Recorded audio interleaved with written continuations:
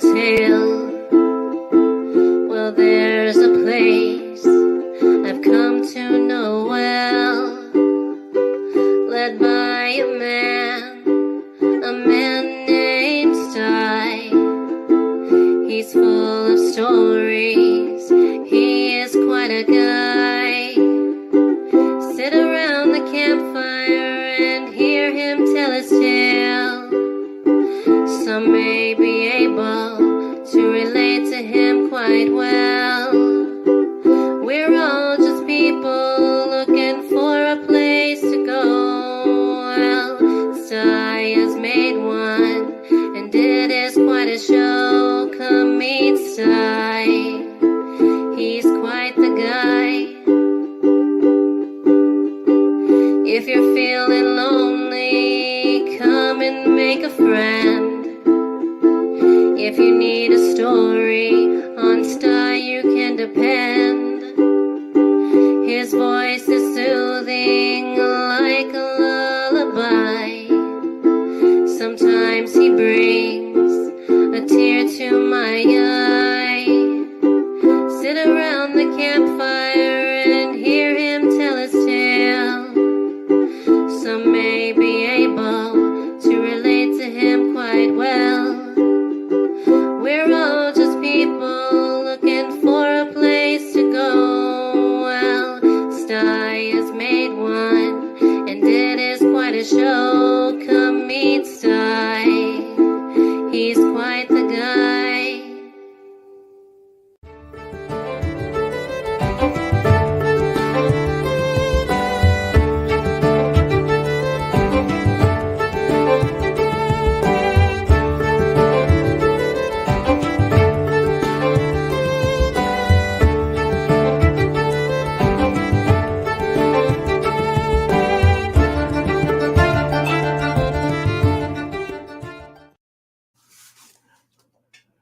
Hey folks, hey, it's good to see y'all on this Sunday.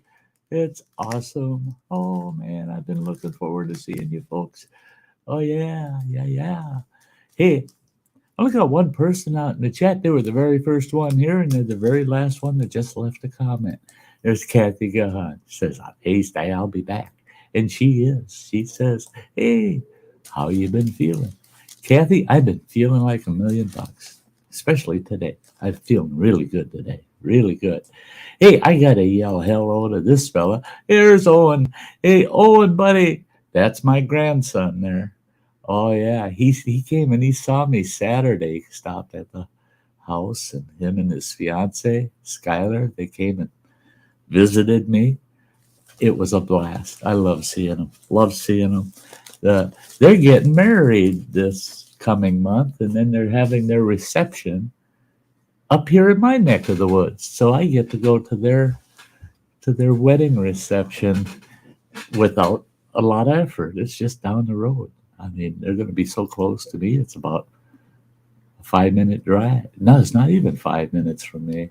They're only going to be about 6 or 8 blocks away from where I live. So that's going to be pretty cool. That's pretty cool. It's great to see you there, buddy. Hey, Raven, it's good to see you, Russell. There's J-Ron. Hey. Good to see you there, bud. Yeah, that's my crew down in Iowa. That's my family down in Iowa, by the way, J-Ron. Another family member. He's a nephew. Awesome. Awesome man, I tell you. Yeah. His papa and my sis, his mother. Yeah, they can both be proud. The kids they raised. Yeah, you betcha.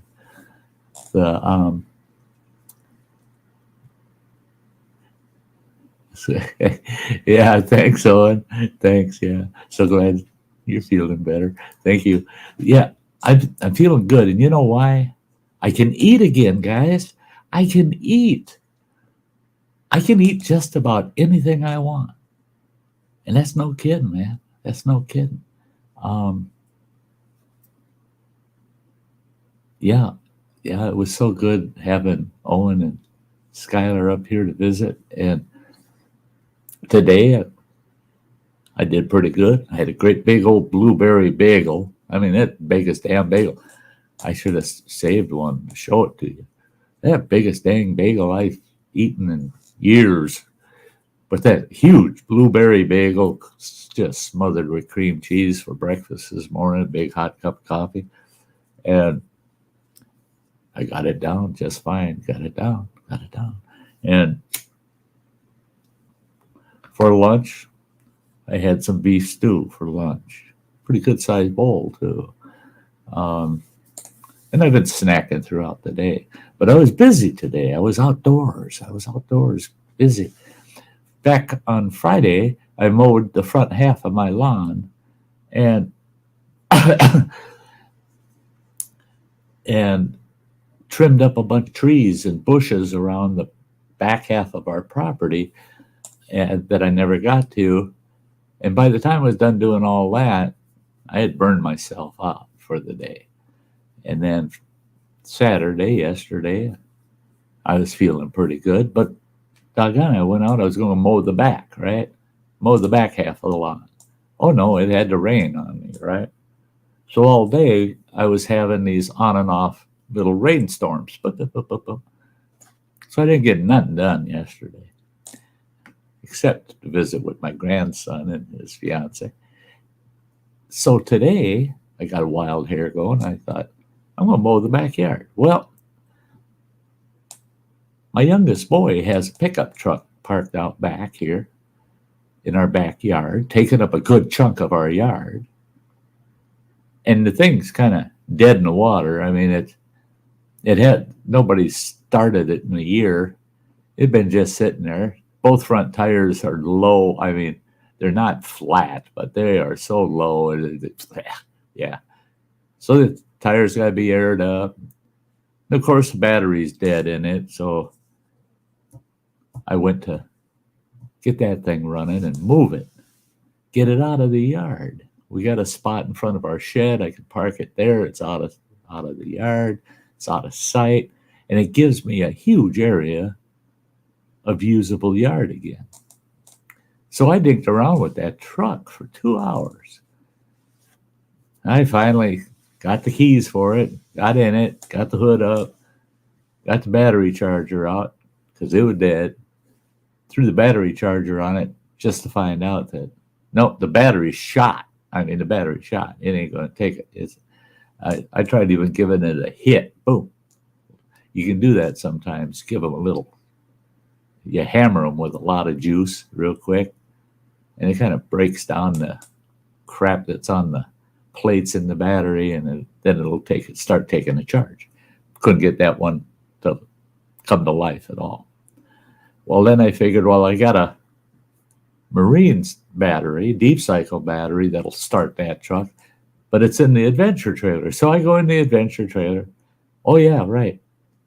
It's got about 3 feet of stuff, camping gear and everything, all stacked on top of where that battery's stored. I said, I ain't going through all that to get that dang battery out of there. Then I saw Running Water's little Honda. He's got a little Honda SUV that he doesn't use. And I thought, I'll steal the battery out of that. Well, I went in the house, got the keys for the Honda, went and opened that, and got the hood up. Looking, I go, hey, the battery's just the right size to drop in that truck. But it's dead. So I threw the battery charger on it. Nope.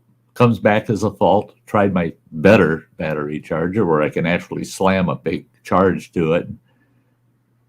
Threw that one on there, and that one's got a full battery. And that it's basically, it'll analyze the battery, decide whether it's salvageable or not. No, that one comes back, no doubt, bad battery. So I got 2 crapped out batteries. One vehicle I want to move, that's all. And the only battery I know for sure is good is the one in my adventure trailer. So I spent over an hour unloading my adventure trailer to get to that battery. Got to that battery, got it over to the truck, threw the battery charger on it, boop, started charging right away. And so I'm going to let that sucker sit and cook overnight. I got it down set for 4 amps, so we're going to just let her cook overnight, and I'll get that truck moved tomorrow. Then I'll mow the whole backyard. Then I got a weed whack. I had done all that brushing, but I hadn't cleaned up the brush, so I got that all done today. And that was a ton of brush, man. I added on top of one of my brush piles another 3-foot thick layer of brush over about a 12-foot across pile. It's big. That was a lot of brush. Got that all done.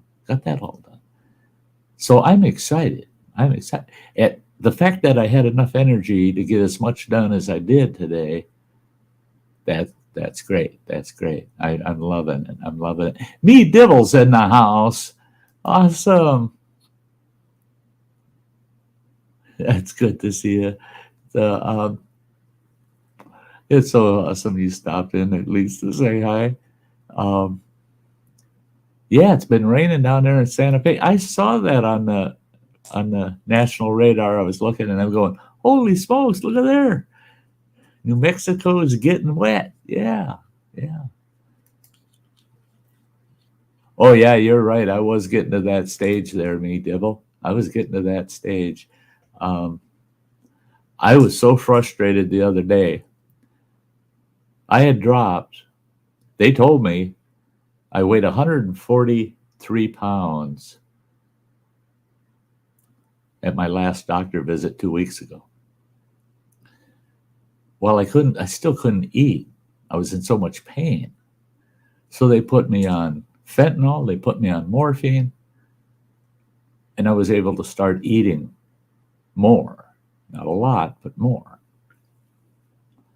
But they told me that if I lost any more weight, if I kept that weight, 143 pounds, they'd let me slide. They want me to gain, but they said, if you hold that 143, we'll let you slide. But if you lose a pound, we're putting a feeding tube in you, and we're going to feed you through a tube to make sure you're getting enough nutrition to gain some weight. So I left that appointment thinking, yeah, I can do it. I'll at least maintain that weight. Well, by the end of last week, I was down to 138 pounds. I had lost 5 pounds. Guess what? I'm 147.8 today. I made up for it this week. That morphine and that fentanyl really, really got me through it.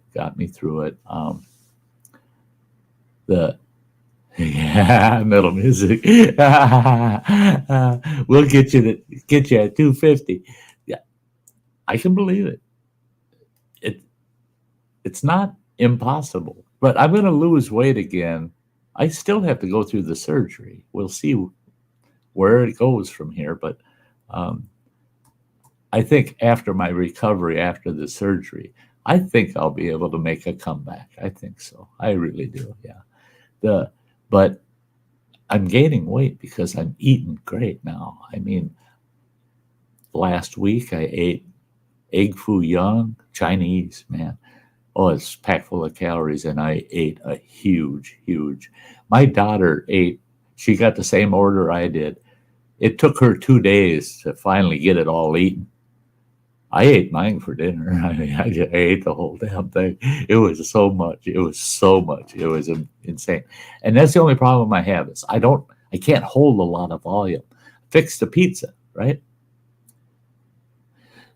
I used to take a 12-inch frozen pizza and I loaded up, extra pepperoni and cheese and crap on it, And I used to take a 12-inch pizza and I'd eat that in an evening, the whole thing. Well, I made a pizza the other day, 3 pieces, and I was stuffed. I mean, stuffed. I felt like I couldn't move. I was stuffed. But I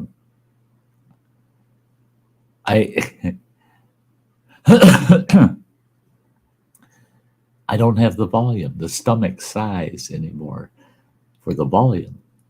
So that's the problem I have is getting enough calories They want me to get 3,000 calories. Well, right now I'm averaging about 2,500, 2,600 right there.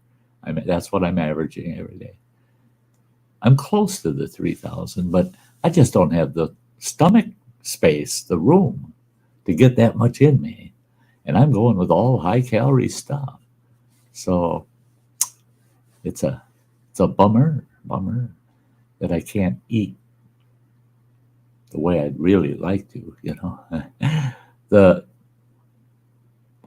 Me Dibble says, I want to get to 250, but that means losing a lot.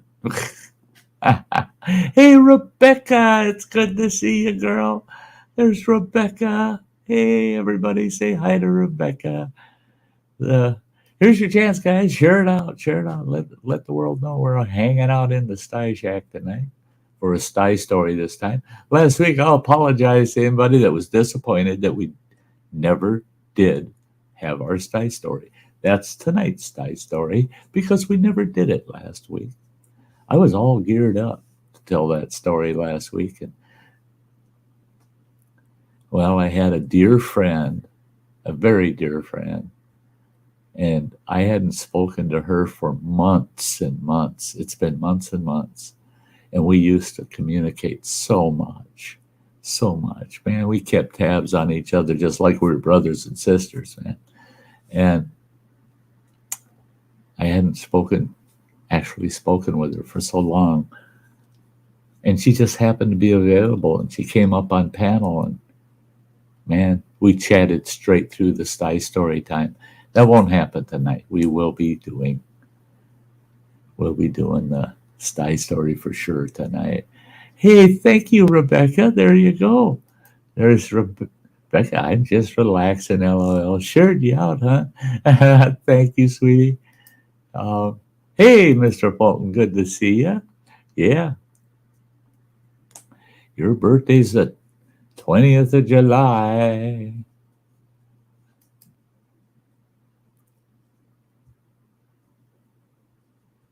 Oh, yeah, Me Dibble's got to get some sleep. You can always come back another day and catch it, just timestamp it right around. It'll be right around the 30-minute mark, and you can hear it. Just watch that portion of it, Yeah, it'll be there for you. Oh, and there's Gemma. Good to see you, Gemma. Hey, girl. Yeah. I feel really bad. I have not been able to keep up with people's videos and their live streams. It's been nuts. Yeah, this week, Tuesday, I got doctor's appointment. I need to follow up, I'm kind of looking forward to it because I'm doing so much better. But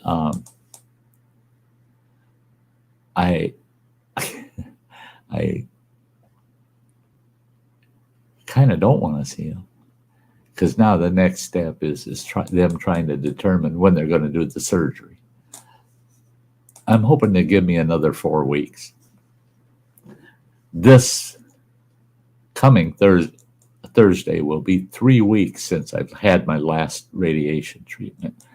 And so next week is when the Mayo Clinic wants to talk to me about scheduling and getting a PET scan done, get that test done, and scheduling the surgery. And I'm hoping that, and because they said 6 to 8 weeks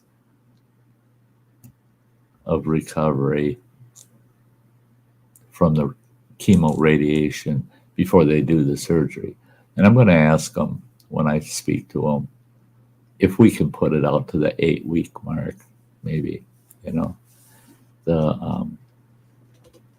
it's just that maybe the first week of August or something, if they would be willing to do that as the soonest, because I've got that wedding reception. I got a wedding reception for my grandson and his sweetheart on the 30th of July, and I want to be there, and I don't want to be there right after surgery because man, I'm going to be in rough shape. I'm going to be in rough shape for a couple of weeks after that surgery. So, yeah. Oh, Gemma just got back from watching an Elvis movie. Yeah.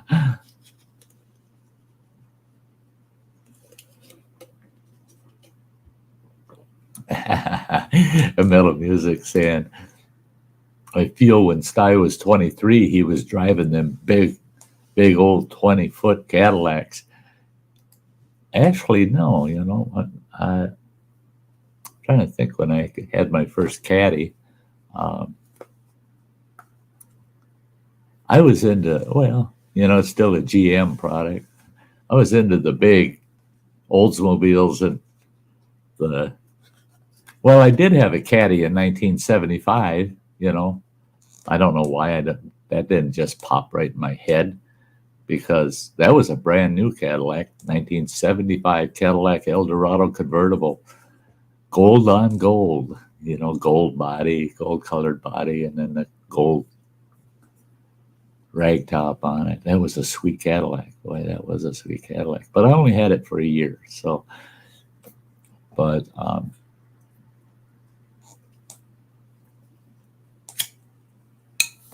yeah, I was into big Oldsmobiles, Buicks for the big cars.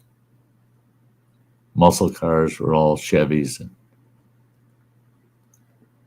the like. A lot of Plymouths, Dodge, Yeah, yeah. Those were the days when I was a young man. the But yeah, I tell you, I am. I'm starting to feel more optimistic. Boy, I was getting. They got me sick enough with those treatments that I was feeling there that is this worth it? I was really asking myself. Am I going to be miserable like this just right till my grave to the end? They said they're going to give me another 5 or 20 years of lifespan.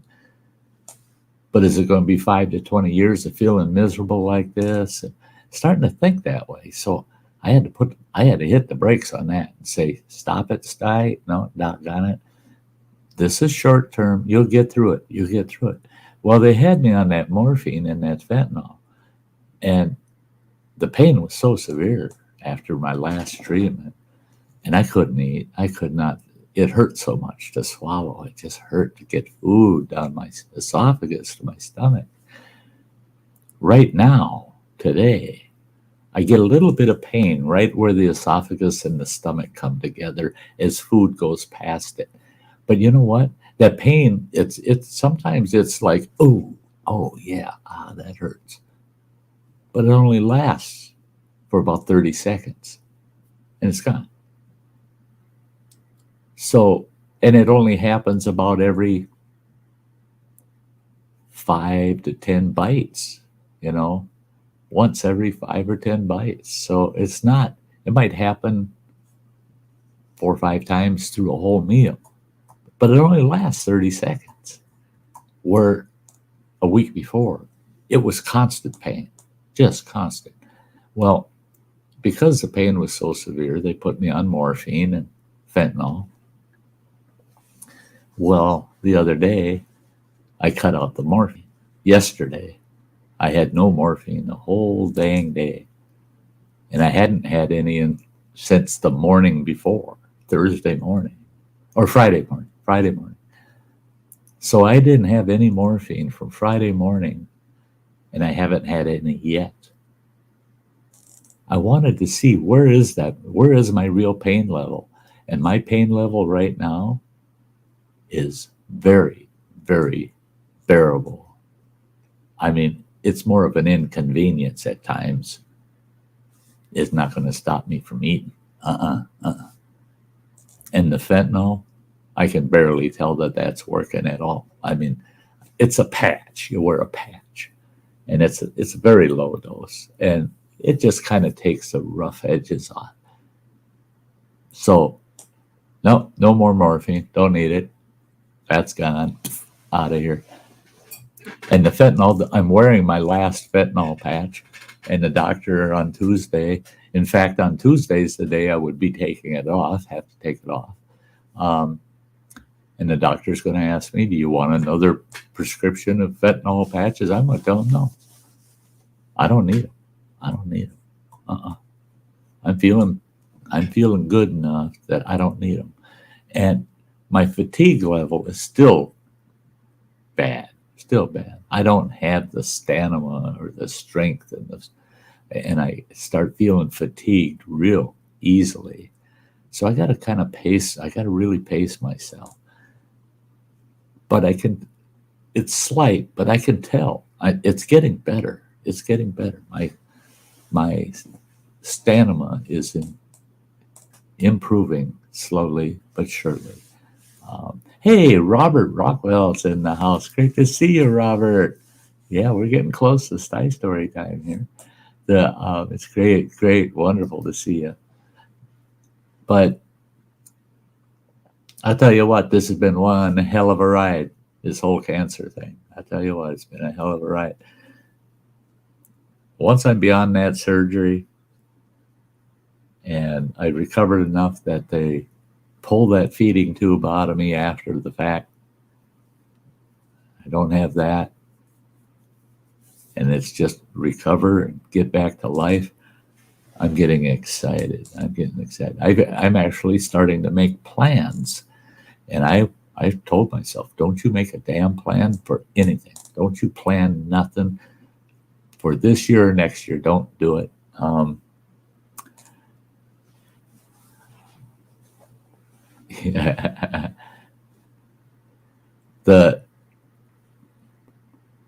The one thing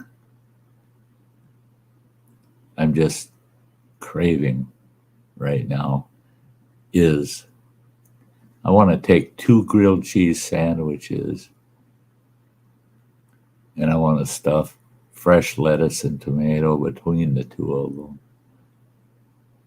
And of course, those grilled cheese sandwiches, stuff them full of nice crispy fried bacon and chow that down. That should be some damn calories. Hit metal music. If you can handle steamy cheese fondue dripping on your hands, you can handle anything. Yeah. Yeah. So yeah, I'm starting to feel a little more optimistic again, and I've got some plans, for next year. I'm going to get my truck squared away, come hell or high water. I'm going to get the adventure trailer squared up, get the remodeling done in it, get that all tricked out. And I'm going to do some road trips next year. I'm going to drive around the country and visit a bunch of my YouTube friends. That's what I'm going to do. I'm going to do a lot of camping locally. I'm going to go down to the Forest Service campgrounds in the Forest Service region that I hosted last year. And I'm going to stay in those campgrounds. I want to stay in every one of them in our district and just hang out, maybe stay and help a little here and there. But I don't want to host next year because it's in my bucket list now that I want to travel the country and meet some people. I want to get out there and actually meet some people. So that's going to be a blast. I even have short-term plans, man. This coming week, if the weather holds up, don't know what the weather will do, but if the weather holds up and my health holds up well enough, I got a video to do. I got a review that I need to do about my wood splitter, and I'm excited to get the yard squared away enough that I can do that video. I'm out there today going, oh my gosh, if the grass wasn't halfway up to my knees, I'd do that video today. Yeah, let's do it. So yeah, I'm looking forward to that. And I look forward to splitting all that wood out there in the yard and cutting some more wood. I pulled the chainsaw out today and going to get that fired up and tuned up and ready to go next week. And get the electric chainsaw all charged up and ready to go. So I got both saws available. And I won't be able to do a lot, but I can do a little bit a lot of times. I can't do a lot in a little bit of time, but I can do a little bit in a lot of time. So that's what I'm going to do. I'm getting back into it, man. One way or another, I'm getting back into it. If I start coughing and sneezing, don't let it bother you. I got into something today, working in all that brush, that I must be allergic to. I don't know. Give me the sniffles. Gave me a cough. Yeah, it's pretty well gone away now. But hey, it's time for the Sty story, guys. We hit the 31-minute mark. We're close enough to the half-hour mark. So let's get the Sty story done for tonight. I'll have somebody popping up in the basement, I'm sure, here before too long. But here we go. Tonight's Sty story. It's supposed to be last week's Sty story, but we're doing it tonight. George comes for help. All right. Now, many of you know some of my history. Back in the 1980s, I had moved my family, my wife, and 4 children out to northwestern Montana for a great adventure. Move west, young man, right? Well, we decided to spend a year in the backcountry, living off-grid in an old turn-of-the-century log cabin, old cedar log cabin. Wasn't a big cabin, tiny little bugger, 16 by 16 feet. The 6 of us living in that big one-room cabin. And we loved it. We loved it way up there in the backcountry. It was pretty awesome. Pretty awesome. Well, I had friends, of course. We had friends down in town, you know. It was 6.5 miles to the nearest actual town. Well, no, it's actually further than that. It was 6.5 miles to the nearest next home, which we didn't call our cabin a modern home. So, but that home was where the old Forest Service kind of beat up old road ended before you got to Blacktop Road. So it was 6.5 miles off the mountain before you reached people, right? And from there, it was another 2.5, 3 miles to town. And so we didn't get to town terribly often. And we had friends that would come up to visit us because they knew they're not going to see much of us.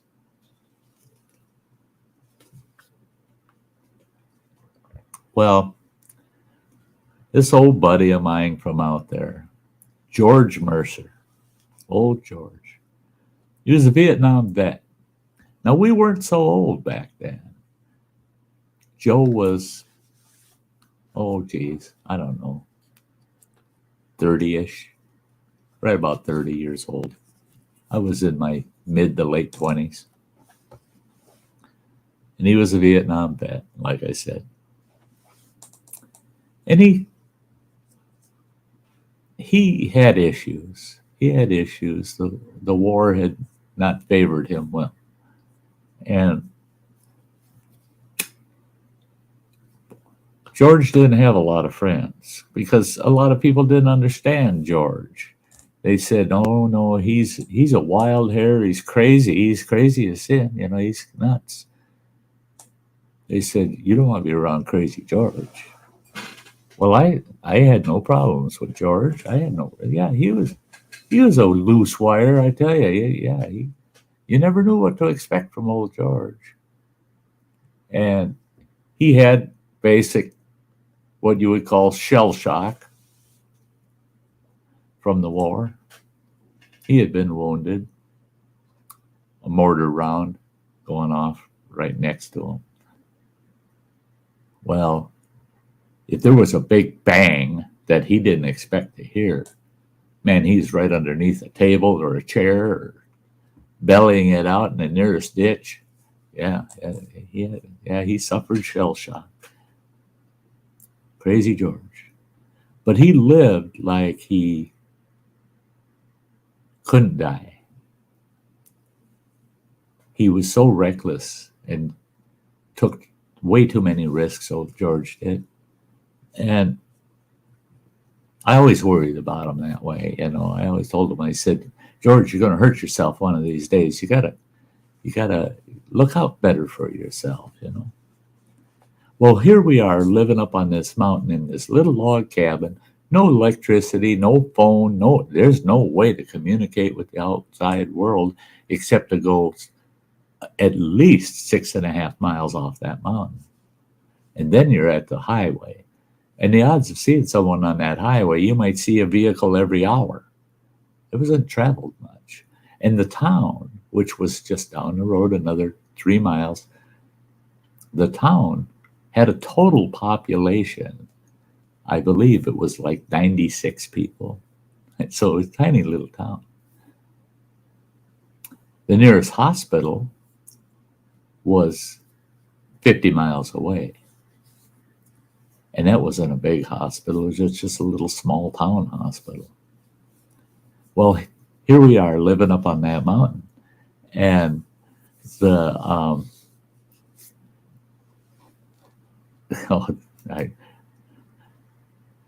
have to cut this out of the Sty story later, but check that out. Hey, buddy, he just became a new member. He's a hiker. Thank you, buddy. That is so cool. That is so cool. Okay, so here we are living up there on the mountain. And that's one thing about living on the mountain is that the nights were so calm and peaceful every night. The most you might hear are coyotes yipping or a wolf howling. You might hear a mountain lion meowing, mewing at night, It almost sounds like a baby crying. But that's the only noises you ever heard. It was so quiet. It was so quiet there. So, and you go to bed early. You don't have electricity. You don't want to run your oil or gas lamps too late at night because you had to buy that fuel to run those lanterns, and you had to haul it back and forth. You couldn't plug something in. So you went to bed early. So we went to bed our regular time, usually about 10:30 at night. Well, it stayed light till 10:30 in northwestern Montana throughout the summer. We're just far enough north and west that sunsets were late. We went to bed. Whole family just sawing logs because we worked hard every day just to live up there. It was hard work. We're all sawing logs, getting a good night's sleep. I don't really know exactly what time it was, but I figure it was probably right around midnight or so. All of a sudden, everybody's awake and freaking out. Somebody, boom, boom, boom, on that door of that cabin. Well, I jump up. First thing I do is grab the handgun. What the heck is someone doing pounding on our door at midnight, middle of the night, way up on that mountain? There's nobody else anywhere up there. We're in the Cabinet Wilderness. There's nobody else up there. It's either some kind of an emergency or it's somebody that's up to no good. So now I got the gun. I run to the door. And I go, who is it? No answer. All of a sudden, boom, boom, boom, that whole door shaking. And I yelled again, who is it? No answer. And I figured, I'm going to have to fling that door open and see who it is. So I had the gun ready. Flung that door open. And here, standing there at the door, with his arms wrapped around his chest, holding his chest, blood running down his face. He looked terrible. It was a terrible mess. Is George. And I go, my God, George, you almost got yourself shot. But then I shouldn't say that. You look like you've been shot. What happened to you? And I told him, get in here. He goes, no. I just need you to run me home. And I go, what are you doing up here? And what do you mean running? Where's your truck? He had a Jeep Cherokee. I said, where's your truck? He says, it's down the mountain. He said, I need you to give me a ride back to the truck, and then maybe you can help me by pulling the truck home for me. I said, well, doggone it. I said, you look rough, man. I really want you to come in here, and I want to doctor you up before we head down off the mountain. No. I just want to get home. Just get me home. He says, I'm in rough shape. I just want to get home. I said, well, okay, buddy. We'll do our best to get you home. So I got the keys for the truck, got dressed, and headed down the mountain with George. Got him loaded up in my truck. I had a big heavy three-quarter ton, old Forest Service truck, big crew cab truck. And that thing would pull anything. And I had my tow straps, everything in the back. Headed down the mountain. And he wasn't kidding. He was within maybe a half a mile of that home that's at the bottom of the mountain. Well, that home at the bottom of the mountain, they don't have a telephone. They had electricity, but they got no telephone or anything like that. So I asked him 2-3 times on the way down the mountain, where's your truck, man? Where's your Jeep? He says, it's got to be just right down around the bend here somewhere. It's close. You'll see it. It's off on the left. So we get within about a half mile of where that home is. Now, all the way down this mountain, there's a strong running creek, and it's all huge rock boulders. That whole creek bed all the way down that mountain is all these big rock boulders. It's just solid rock all the way down. There's only a few spots where you'll find like a sandy area along the creek. And that creek was fast enough and big enough. It was almost a river. It was a river wannabe. Well, within a half mile of that house, come around this bend, and there I can see the back end of his Jeep, right? It was a red Jeep, so it stood out pretty good in the headlights, and I had a spotlight on the truck. I hit that spotlight, and there it is. And it's nose first into a big alpine fir tree. I looked at George and I go, you hit that damn tree? And he goes, yeah. And I go, what happened? He says, I think I fell asleep behind the wheel. He said, I was up on the mountain for a couple of nights. He went way up past us, another about 12 miles up to what we called Chicago Peak. And he spent a couple nights camping up there alone. And he fell asleep behind the wheel on the way down. He was heading home that night. Well, then I thought about it. How far he had to walk from where that Jeep hit that tree and the shape he was in, how rough he was. And he walked from that Jeep all the way up to our cabin. He walked 6 miles up that mountain, back up that mountain to get to my cabin, to have me give him a hand getting home getting him in his truck home. And he was only 3.5 miles from town. He could have just walked to town. And him and his dad lived together. His pop actually had a small tow truck. He could have come up with a tow truck and towed the Jeep home. But instead, he walked all the way up the mountain. And I asked him, why? Why did you do it? I said, it had to have taken you at least, in the condition you're in, 3 hours to walk up that mountain. You had to have hit that tree about 9, 10 o'clock last night. He goes, yeah, that'd be about right. He said the sun was just setting. It wasn't even dark yet. He walked all the way up that damn mountain in hopes that I could help him out. So here we are at the scene. I got out and I looked at his truck. And that alpine fir wasn't that big around. It was about that big around. He hit it dead center with his truck. The headlights were facing each other. The nose of that truck wrapped right around that tree, and the headlights were facing each other. And I couldn't figure out what is laying on the hood of his truck. Something big is laying on the hood of his truck. I got up there with a flashlight and checking it out. And it's a transmission for like a car. And I thought, well, how in the heck that get there? And he said, oh, I had that in the back of the Jeep. And when I hit the tree, it came flying through the Jeep and went out the driver's window and landed on the hood of the truck. I'm amazed that thing didn't take his head off.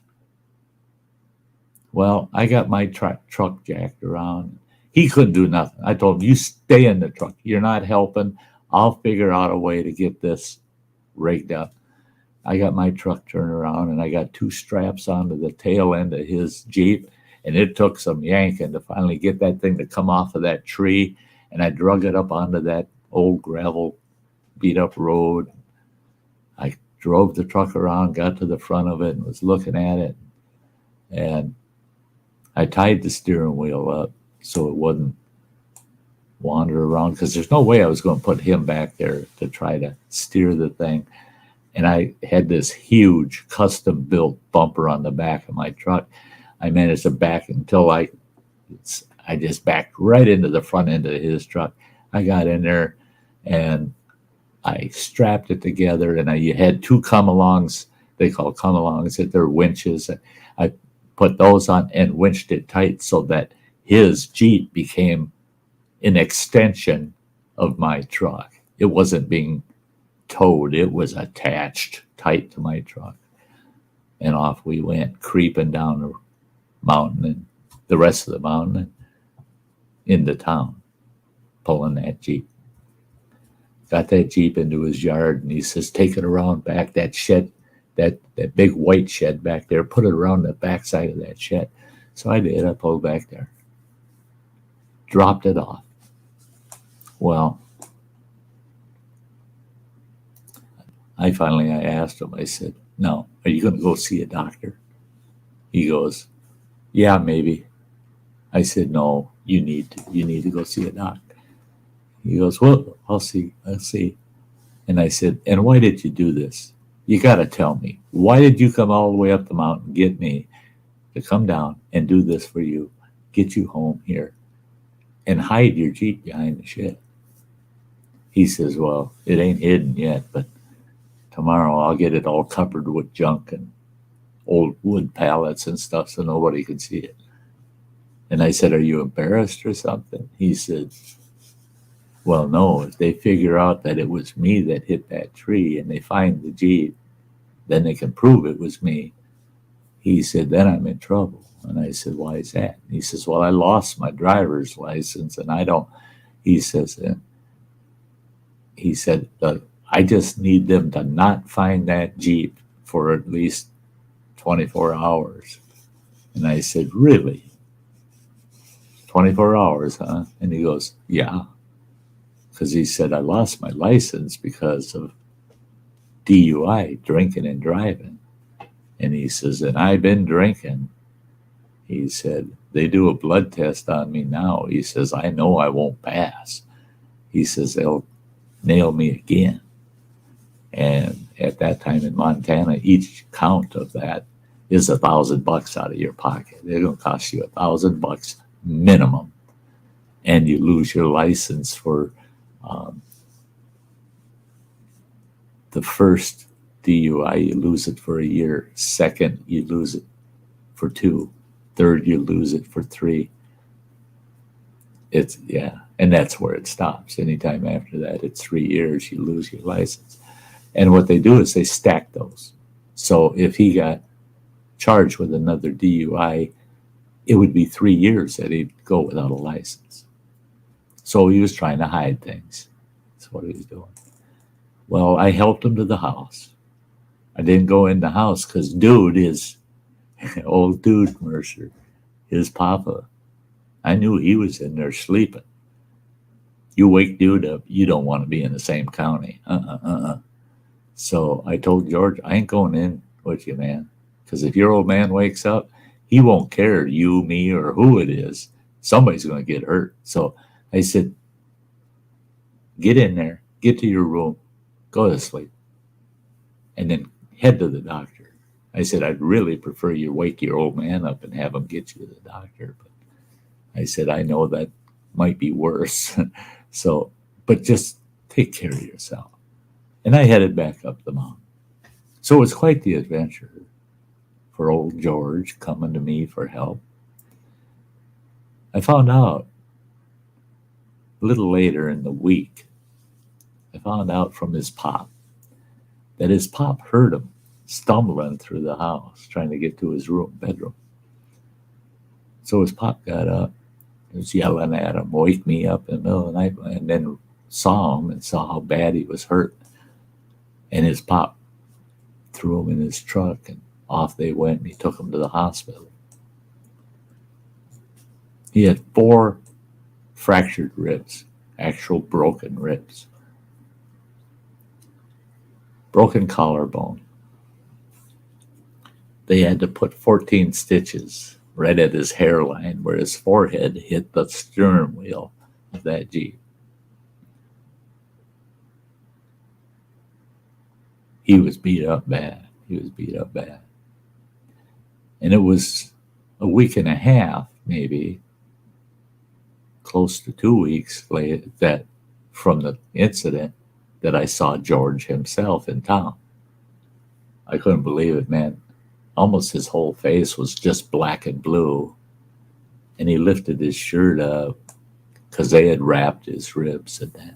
And you could see above and below the wrapping to hold his ribs stable, all the black and blue. He was just so black and blue. And that his whole right shoulder and where that broken collarbone was, that was all nasty, purplish, black and blue. He took a heck of a beat. But it's one of those cases where, did the good Lord do him a favor? I don't know. He had a lot of bad incidents even after that, where the poor guy just gets so beat up, get hurt. But on he'd go. He'd always make it. He'd always make it through. And on he'd go.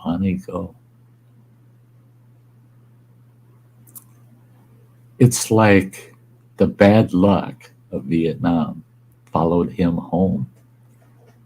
And Vietnam didn't kill him, but it hurt him. It hurt him bad.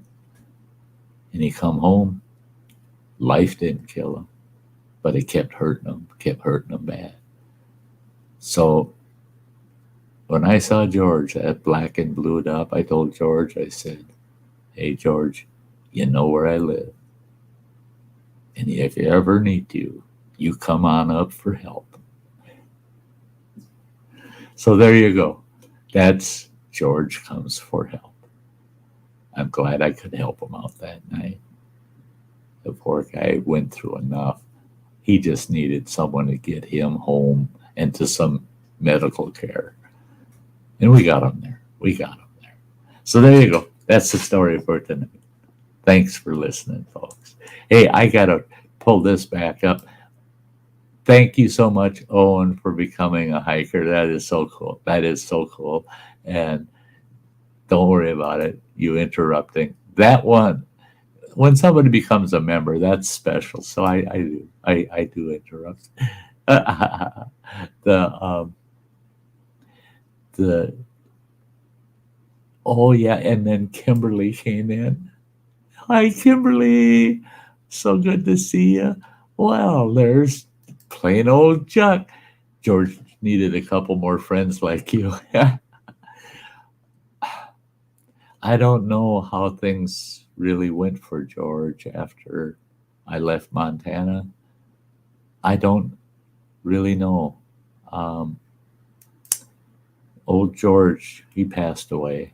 He passed away finally. But I'm not going to go into that. Everything I know about old George and him passing away was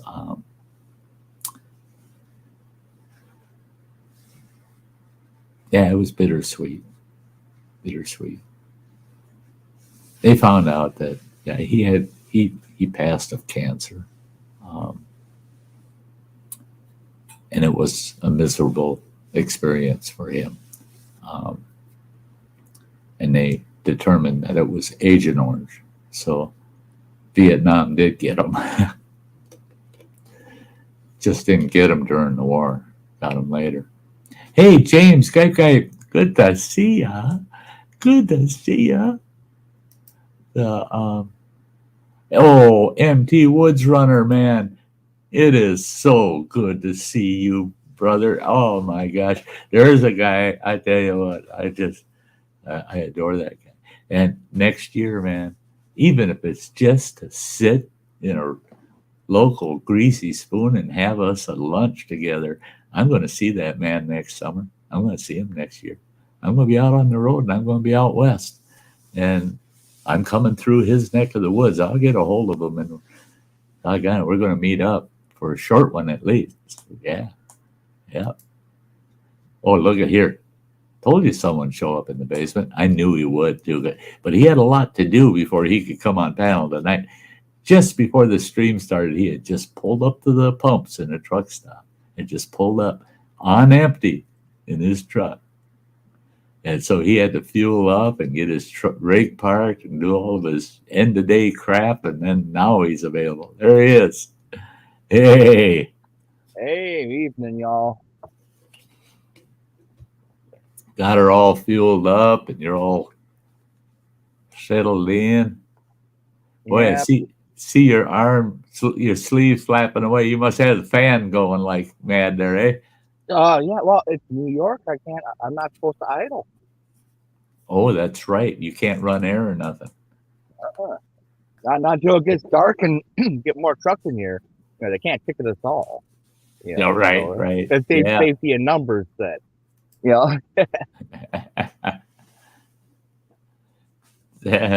Hey, it's good to see you, Dean Dean, the dancing machine. Been working second shift to be back on. Yeah. Yeah. yeah. $6.15 a gallon for diesel. 6.15. Yeah.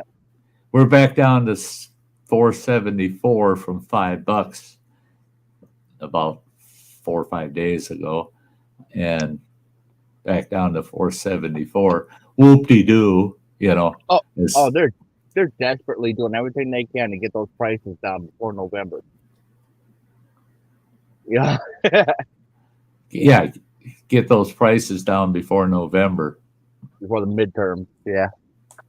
There's a lot of seats that are opening on both sides. But when you look at on the Republican side, the seats that are opening up, the contenders, their polling is just out of the way out there. So they're going to be replaced with Republicans. So that the Republican seats that are opening up, they're not worried about. They're looking for the ones they can steal from the Dems, because the Dems got more seats that are vacating than the Republicans got, and they're nervous because some of them don't have good runner-ups. It's like, oh my gosh, our candidates aren't that good. So Well, and from what I've been seeing, a lot of people, got that light bulb. Yeah, it's a lot of light bulb that come on, but it's a light bulb just the same that's telling them, hey, voting for a candidate just because they're not in this other party isn't exactly good enough anymore. right. Yeah. You have to Because they had the whole attitude that anyone but Trump, anyone's better than Trump. Well, you got anyone other than Trump, yeah. without really looking at That's what you're getting. The way people voted the last round to me was just so moronic. I was just like the reasonings in how they voted. It was just so moronic. I'm 65 years old. I've never seen people on an election ever talk that way. Where I'll vote for anybody as long as it's not that guy. I've never heard it. It's like I'll vote for anybody that's willing to do something different than that guy. I've heard that over the years. It's always, if it's somebody that'll do something different that'll help me, I'll take him before otherwise I just won't vote, kind of thing.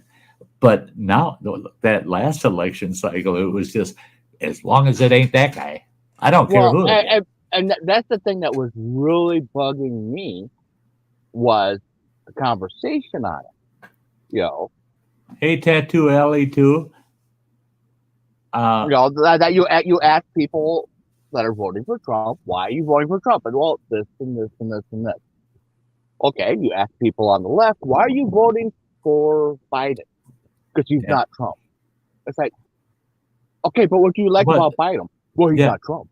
Right. Like, that's what confused me. That's what I was so confused is why would you vote for anybody just because of somebody else? And it's like I told people, oh, we lost running water. I used to tell people, call me a Republican because I'm going to vote for anybody. I don't care what party they are, if they're going to help me accomplish my American dream. They better give me a reason to vote for them, not just because of the other guy. It's just, but the thing is the way things have gone now so far, this first half of Biden's term, I kind of feel bad for the old fart because he's put himself now into that position where the middle grounders, the people, independents, especially the independents, are saying, well, I don't know if Trump's running or who's running. DeSantis, we don't know who for sure yet, but it doesn't matter because as long as it's not Biden. So what they accomplished by getting Biden in because he wasn't Trump is turning into how people are going to vote again. They're going to vote for anybody except Biden. So them even whispering about Biden running for another term, oh man, go ahead, let him run because we know the outcome then. I have to say this, Tattoo Alley too. Ronnie, is that you? Is that you? Let me know. Let me know. Because I got something to say. Running water is doing something. I don't know what he's up to. No. Whoa. Oh, there we go. You trying No. X had just sent a message like, did you cancel Disney Plus? It's like, no. She couldn't get logged in. I'm like, okay, let me get the info. Get logged in now. Yeah.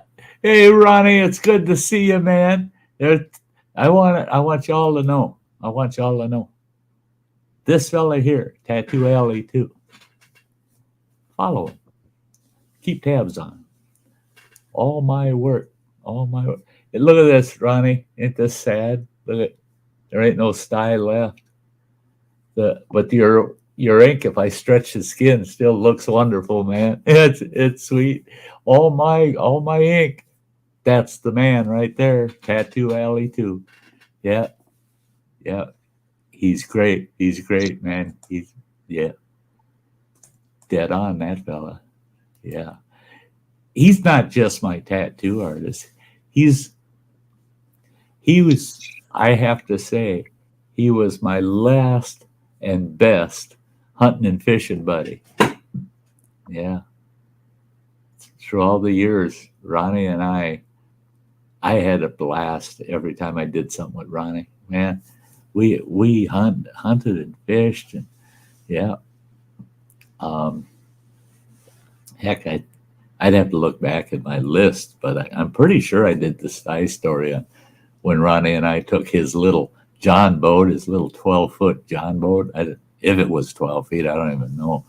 That maybe it was only a 10-footer, but it leaked like a sieve, and we went out on this little lake, and we're out there fishing on this little lake, and one of us be fishing while the other bailing, and then the other fish and the other bail, and we come back with so damn many of these huge sunfish. We got to my house, and we start cleaning all these sunfish. We had like 100 and some sunfish between the two of us. We didn't get 3 sunfish into it, and he cut himself. And we didn't have any rubber gloves or anything. So, and he's an artist, man. He don't need any infections or anything, you know. So we cleaned up his cut really good, got him bandaged up, and I had to finish filleting all them fish out and everything. But yeah, that was a blast, man. We had great hunting times together. And there was one season he was the deer killer, man. God, I don't remember how many deer he put down, but I think it was 7 or 8 that year. Wisconsin gave us doe tags. As fast as you could fill them, you could buy new ones. You know, they're giving out so many doe tags. I'd like to see that day come back. I still got to get our house all squared away so that I can get the grinder and everything. I'll have a station set up just for processing venison. Not this season, it won't be this winter, but next year. By then, I got to have it set up because I'm going out. I'm killing some deer.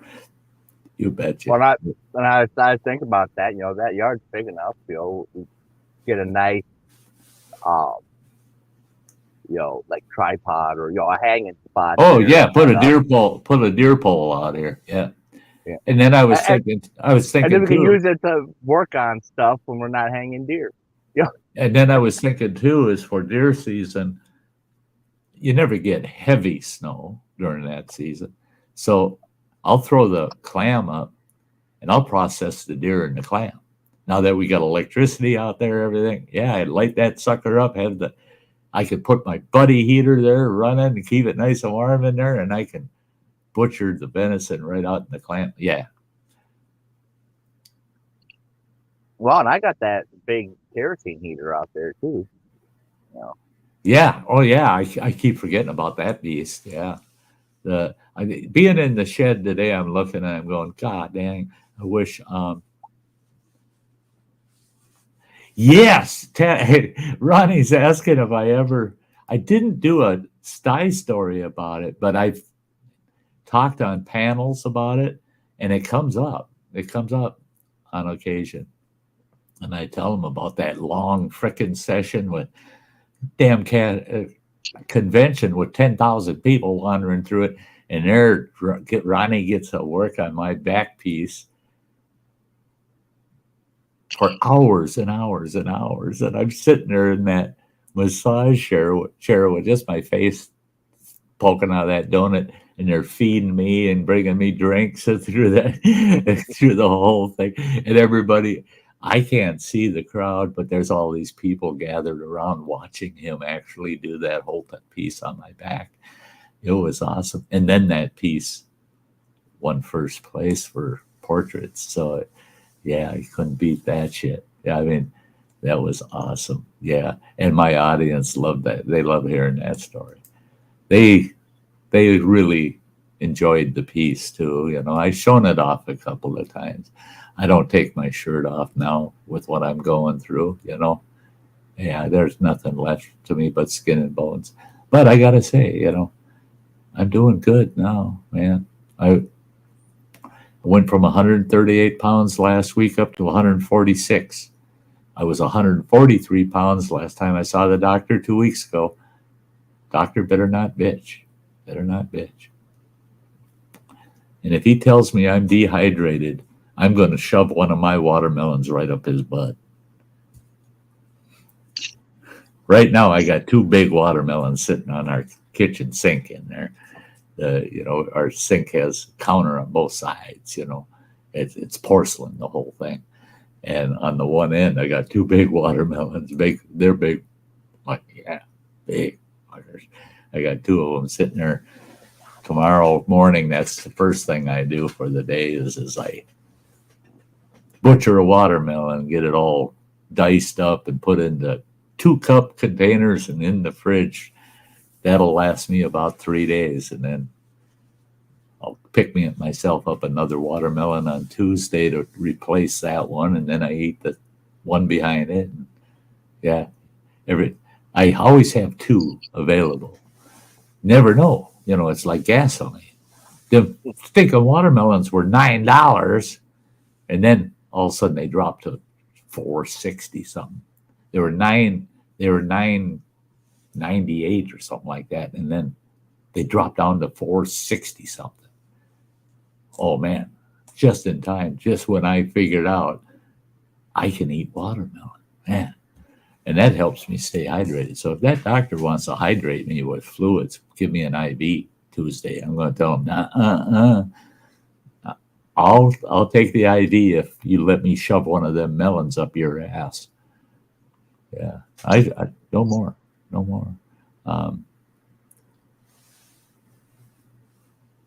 Yeah, Kimberly had to do her housework before she could be commenting. Yeah, I know how that is.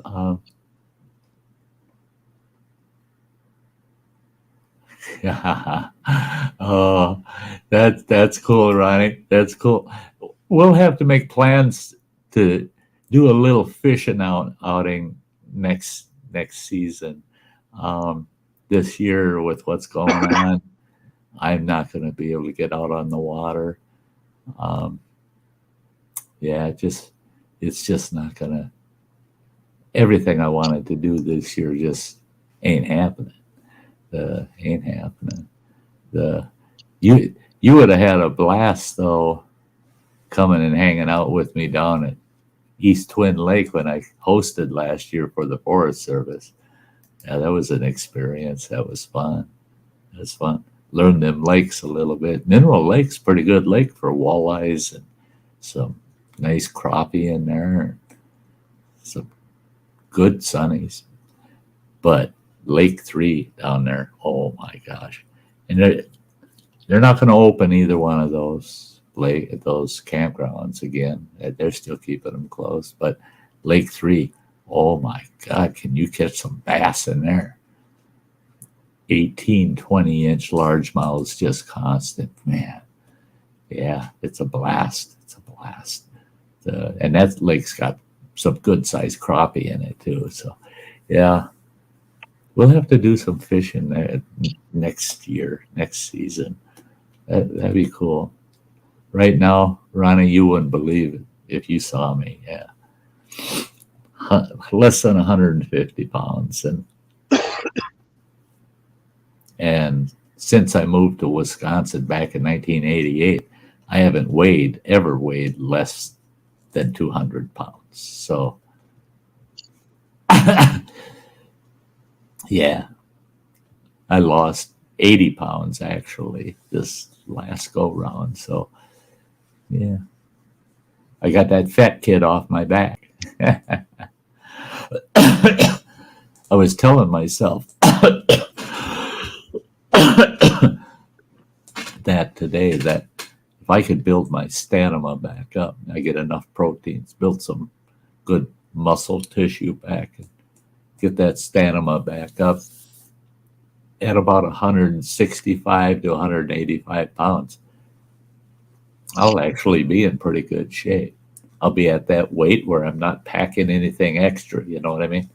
And so I can do a little heavier hike, and I can do some more long-term outdoor stuff, you know, in the future. So I'm looking forward to it. Yeah, I'm trying to figure out next year. I've got plans, man. I'm road tripping it, man. I'm going to run out to the west and come back, and then run to the south all the way to Texas and back. But each one of these road trips I'm going to take are going to be like 30-day road trips. And then I'll come home and stay put for 1 to 3 weeks, and then take off for another 30-day road trip kind of thing. And I'm going to schedule that stuff around. I'll work it out with this guy, and we're going to figure it all out. And so that he's not shipping a bunch of packages here while I'm out on a road trip, and I come back and I go, holy God, the whole porch is full. Yeah, we'll work it all out. But I'm going to get out there and meet some YouTube folks and pound the pavement and go fishing and hiking in places I've just driven by in the past, you know. You got a good tripod for getting video. Yeah. They'll get to see that tripod when I make that wood splitter review video, because I'm going to have the camera on the other tripod also, and I'm going to take a few shots of the equipment that I'm filming with, and they'll see that big old tripod. Yeah, Running Water got me a doggone commercial grade camera tripod. And I told him, I said, the thing is absolutely awesome. It's heavy, but it is sturdy and awesome. Man, that tripod is to die for. But the head on it that you mount your camera to, the head on it is so big because it'll hold 35 pounds a year, that tripod. The head on it, I mounted my GoPro on it, and I had it at full height. It's way the hell up there. I can't even reach the GoPro at its full height. You'd have to tip the tripod over, set your camera, and then stand it back up. That's how tall it is. So I put the GoPro on it, and I stand the tripod up. And I'm looking up there, and I walked around the whole thing. I couldn't see the GoPro. All I could see is the bottom of the base that the GoPro is mounted to. The base is 6 times larger than the GoPro. The thing's huge. I mean, it's amazing. It's amazing.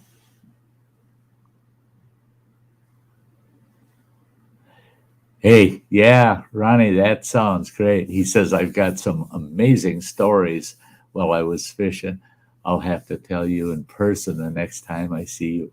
We're going to have to figure that out, pal. We're going to have to figure out a time we can get together. Yeah, you bet, man. We got a lot of sharing to do. It's been a long time, pal. Been a long time. To think that back 2000, right around early 2000, just about lived at the tattoo parlor. If I was at home, it was to have dinner and go to bed. Otherwise, I was hanging out at Tattoo Alley, man. We were always at the parlor. Yeah, there was quite the group of us characters that were kind of Ronnie groupies there at the tattoo parlor. Yeah. Yeah.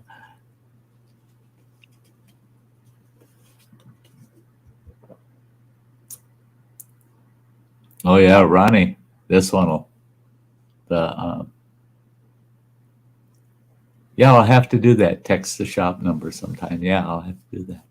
Now, Ronnie, you'll get a kick out of this. We'll talk about it more when we get together. But I did a story long time ago, but about that gal you worked with at the taxidermy. And we were all saying, God, just imagine, because she worked on the bear hides and that, and they're so full of ticks. And talking about the ticks and her belly rolls. So I did a Sty story called "Thicker Than Ticks on a Bear Skinner's Belly." Thanks to you. Yeah, yeah. Oh yeah, life. Get the most out of it, folks. While you can, while you can. Yeah, I'm sitting here now thinking about.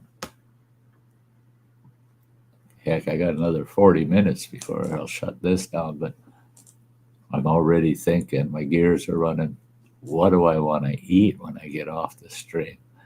That's I haven't. I've only taken in about 1,200 calories today, so I got a ways to go. I got another 1,800 I'm supposed to try to get in me, so I'll have to have at it. I got to run the Quick Trip again tomorrow. Get some more of them big ass blueberry bagels they got, man. Oh, I love them. And I didn't realize that a bagel could have that many calories. Oh, 300. yeah. The Yeah, it's one of the worst breads you can have. I If you're mean, trying to watch calories. Yeah. yeah, 330 calories for one bagel. And that's not counting the cream cheese. That's just the bagel. And then I put 200 calories worth of cream cheese on that devil. So I get 530 calories just eating a bagel, man. The empty Woods Runner. Hey, Woods Runner, ravioli. Yeah. Yep. Hey, wait a son. Good to see you, girl. Hi. Oh, God, it's good to see you. Her and her honey, Richard, they're great people. Great people. Cream cheese and grape jelly. Yum. Yum. Oh, yeah. Yeah. But it's either that or else I got one frozen pizza left. Maybe I'll throw that in the oven tonight. We'll see. We'll see. I'll eat. That's the nice thing. I can eat whatever I want. Last night I had a small pork steak, about that big, pork steak with a small chicken breast, fried and then smothered in barbecue sauce, mashed potatoes, corn on the cob, just a half a big ear, but half of it. Corn on the cob, and a great big old fat brownie. I had bought this 4-pack of brownies from the bakery here, and they're huge, and they're 250 calories a piece. So yeah, you betcha. But I ate all of that watching a documentary last night. I ate the whole damn thing. I ate solid meats and got them down without too much pain. That was sweet. That was sweet to be able to do that. I haven't eaten solid foods like that in over a year. So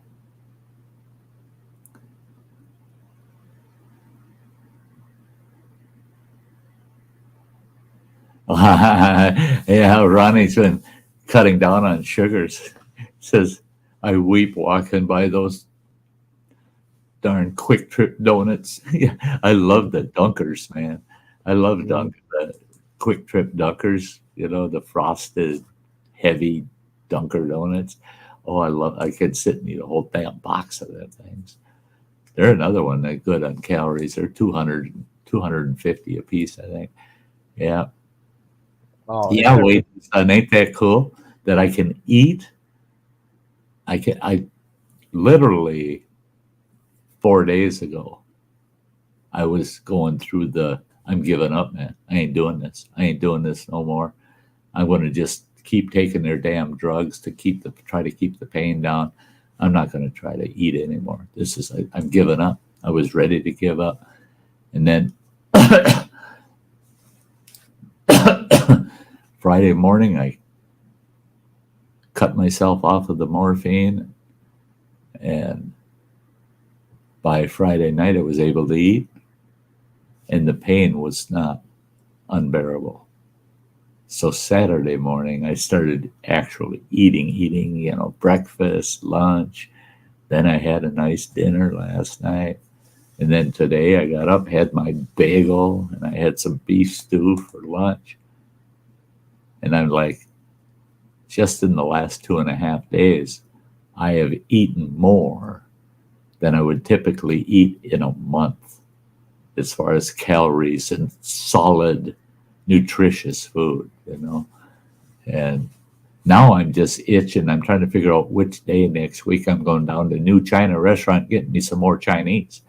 Yeah, I got to have some more Chinese. Yeah, Bean's just busy back there making his bed. He keeps looking at you like, mind your own business there, Pop. I'm making Well, he knows it was a long day. It's almost 700 miles. Yeah. Now I'm supposed to be going to bed. And Yeah. he's like, why aren't you bed? Yeah, he's making the bed for you. Yeah. He's making the bed for him and you. Yeah. Well, he makes his bed right where I need to lay, so I have to move him over. Yeah. Yeah. The old beaner.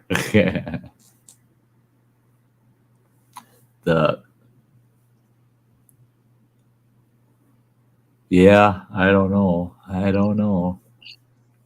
Your brother, I told you what he got me for Father's Day, right? Mm-hmm. Yeah, the shelf thing. That big cabinet for DVDs and games and all that, That cabinet is awesome, man. I love it. Okay, I love it. Well, that big white that cabinet that was underneath that sat there, I moved that to that wall where the painting, I got that big painting on. And it fit right under that painting just perfect. It just slid right in there. It's like it's built for it. And I'm looking at that, and I got to clean that thing out before you get home. Because I want like 2 or 3 of those compartments empty. I'm going to use one for your mail slot, and I'm going to use one for my meds, and I'm going to, yeah. So I got it.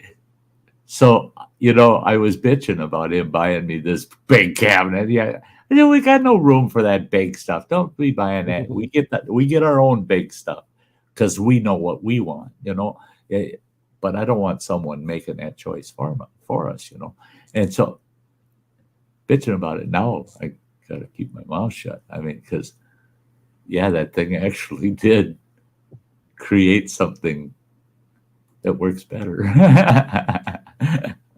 So, yeah, it's going to be sweet. Your mail will be right in its own cubicle slot there. Yeah, it's going to work good.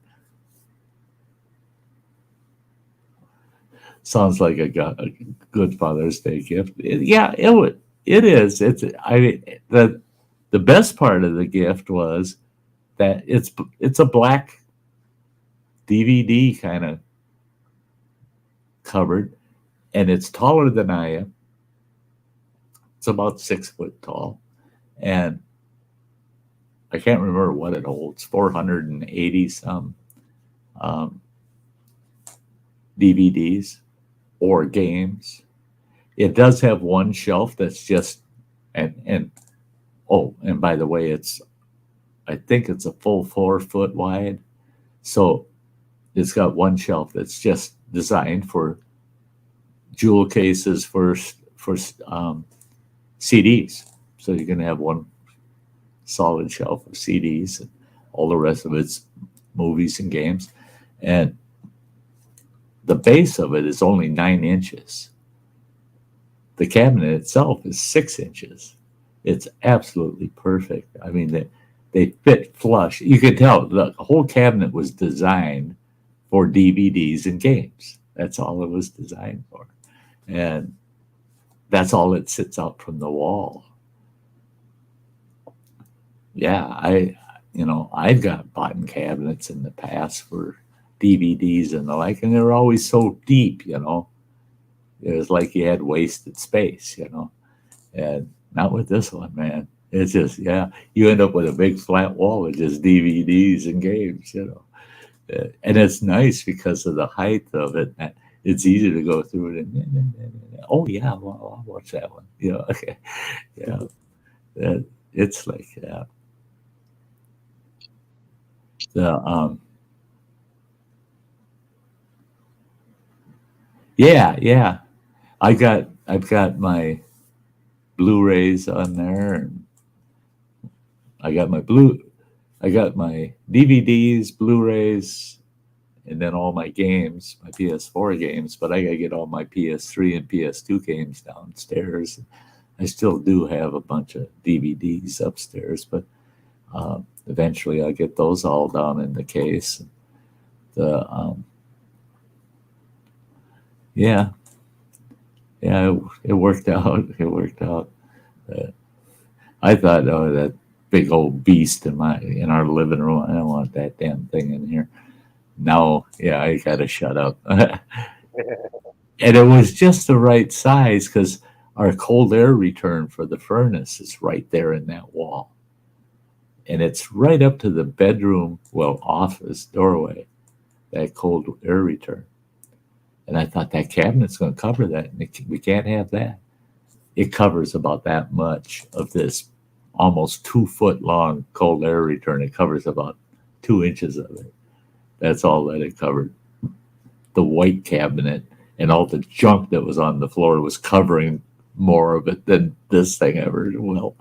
So yeah, I got to be careful. I was bitching about that cabinet, and I imagine it's easier to get through there now. Yes, to walk through there between the couch and that wall, you just walk right through there. It looks so damn open.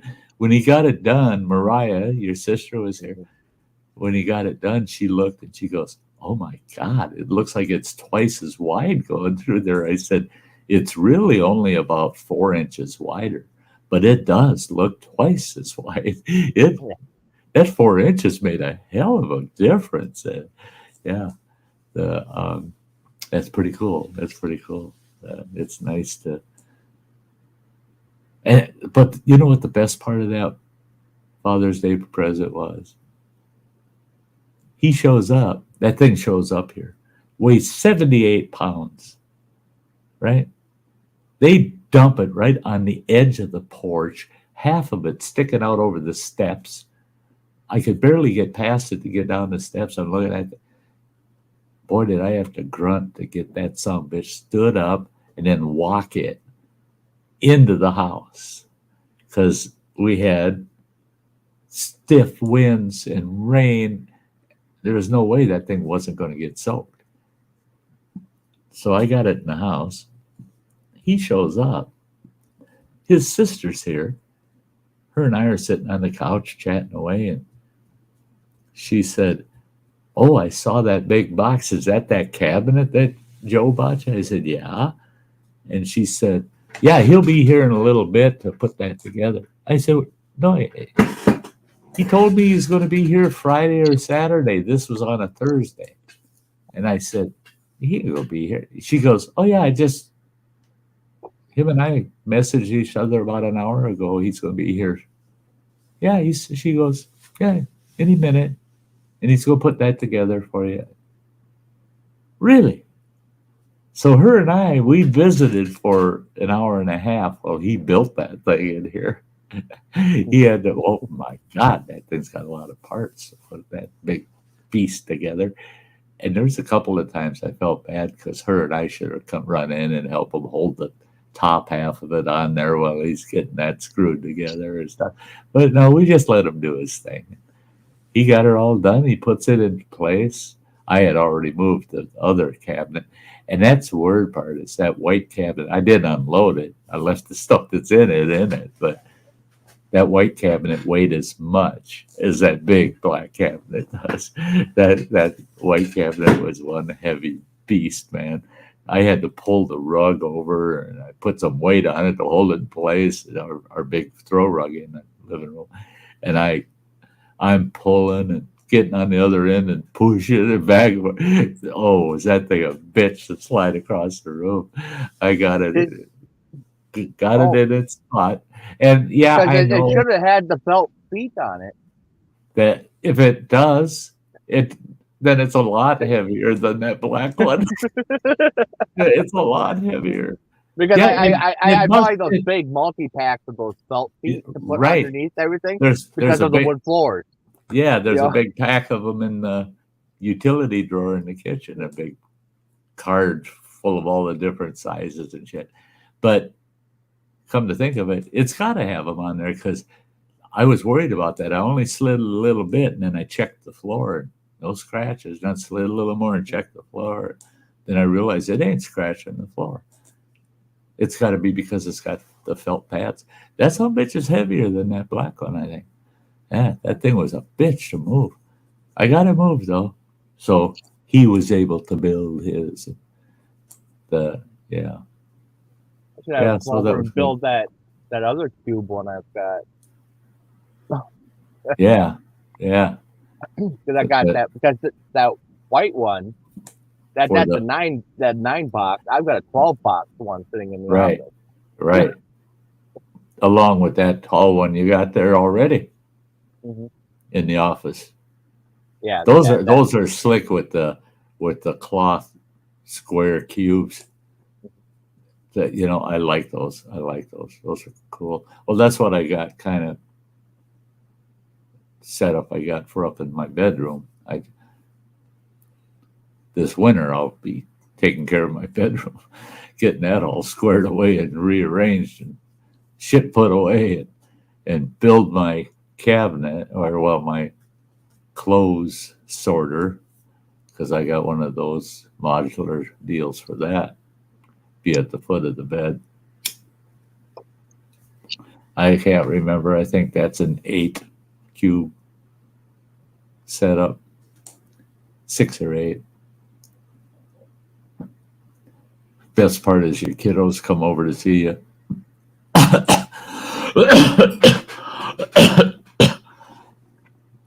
Yeah, they do.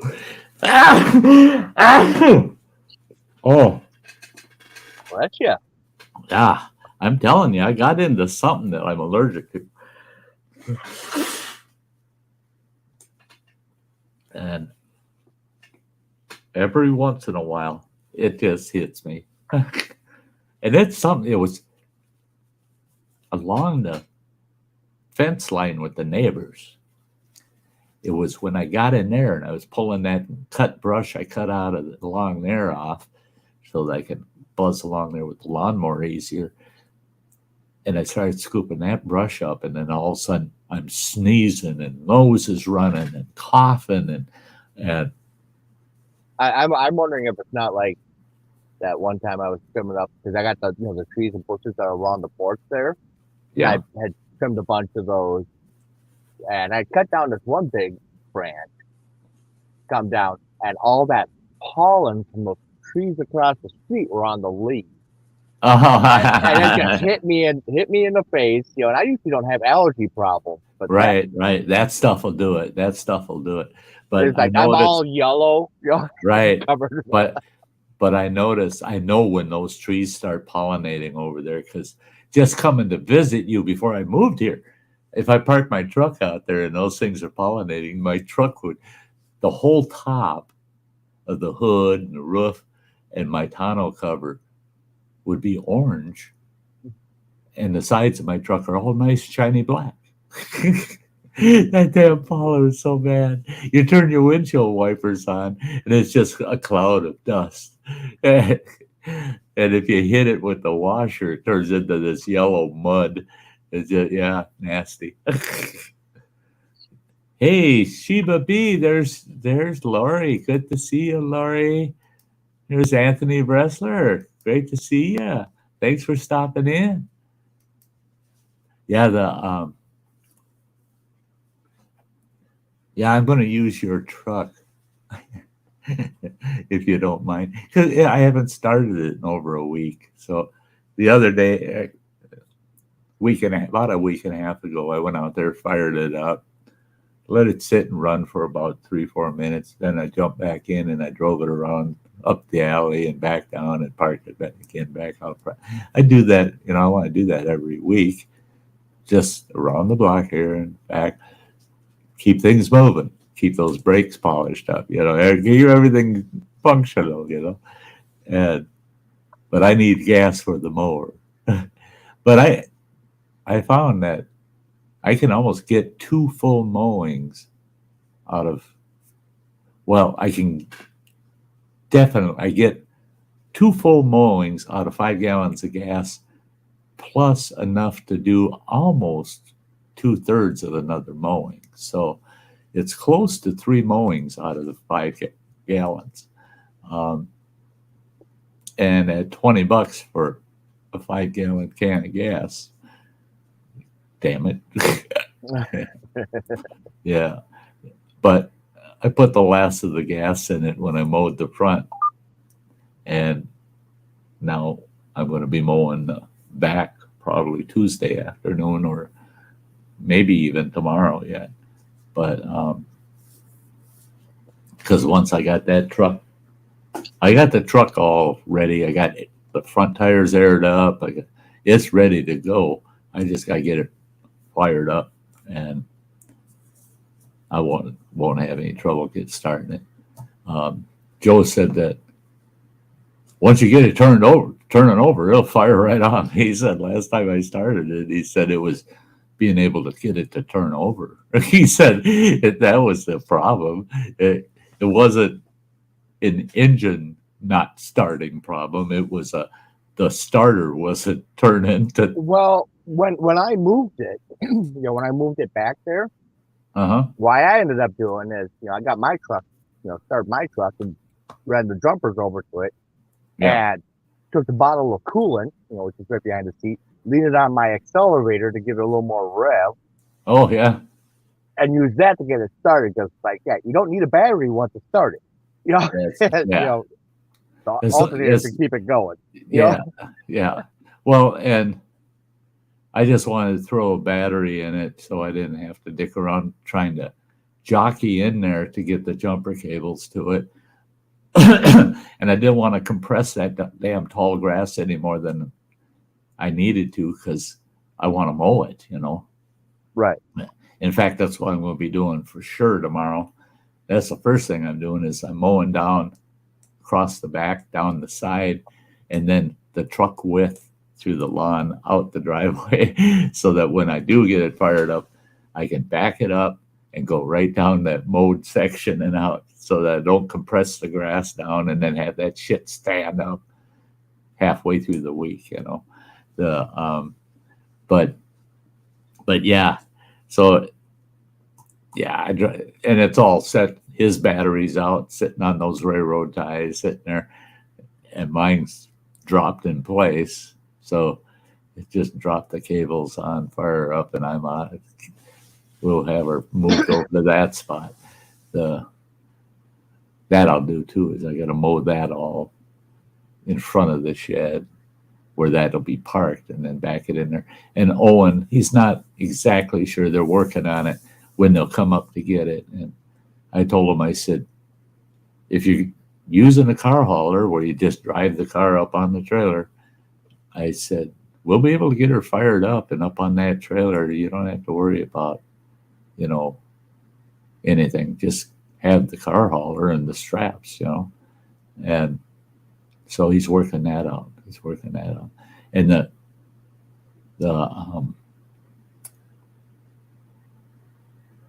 what was I going to say? Oh, yeah. It was like with the Honda, I was wondering if maybe I'm just a little worried about the brakes locking up. But I was thinking if we could, on the 30th even. Oh, wow. Owen's saying that he's thinking they could do it on the 30th. Wow. That's pretty cool. I'll have it as ready as I can. Joe was supposed to clean it out, of course. So he's cleaning that truck out. He's got stuff in it yet that he needs out. That's things he wants to keep. Well, he said he's going to clean it out about 5 times now. Well, he hadn't touched nothing in it. So just so you're aware, it'll be cleaned out. Just so he's aware, and I don't care really if he's aware or not. I'm going to find a box for everything that's in there because I'm just going to dump it in there. I ain't sorting nothing. It's just all his shit. There ain't going to be nothing in there that ain't supposed to be in there. It's all going to be thrown in that box and the hell out of that truck. And otherwise, the truck is as is. You get it the way it is. But that's it. Hey, Jasmine. Hey, Jasmine Fetting. That's my granddaughter. One of my many grandchildren. That's Owen's sister, actually. Yes. Yeah. Good to see you, Jazz. Take good care of yourself. Behave yourself, girly. Yeah. I need to get that Honda started, and I've got new brakes for it that I need to put on, and that I need to take it out and get an estimate on how much it would take to get it running. Yeah. I was just thinking that I wonder if we could tug it out of there and put it in where Owen's going to have the truck, where I'm going to park the truck. Right. But turn around so the nose is facing out instead of in, But then, I don't know. Yeah. We'll figure that out when you get home. Miss you too, Jasmine.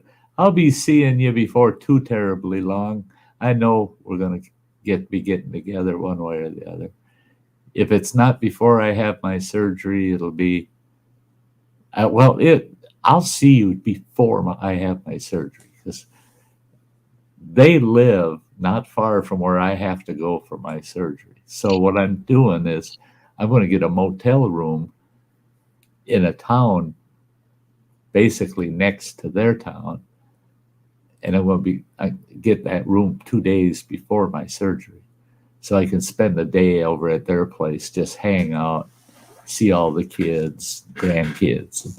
And then the next day, their mother will haul me off to the hospital. And so I get to see them before I go into surgery. Otherwise, the first month after surgery, I'm not going to want company. I'm not going to want anybody coming around.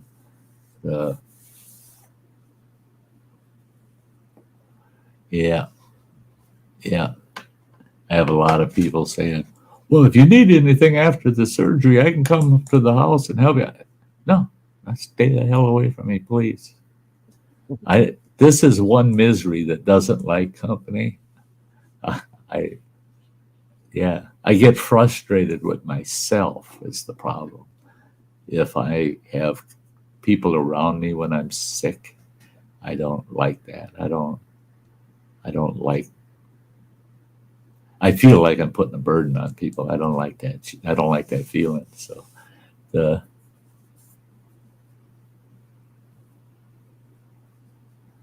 you go, Jasmine. Yeah. We'll see each other. Like I said, one way or the other, we're going to see each other. You betcha. But yeah, for that car, I figured I'd find out how much it would cost to get that sensor thing fixed. Yeah. And if it's not too much, I'll get it done and then sell it. Yeah. Otherwise, I'm going to sell it as is and tell them, hey, there's this problem, you got to fix it. Right. That's how much it's going to cost. Yeah. You'll already have the estimate for them. Yeah.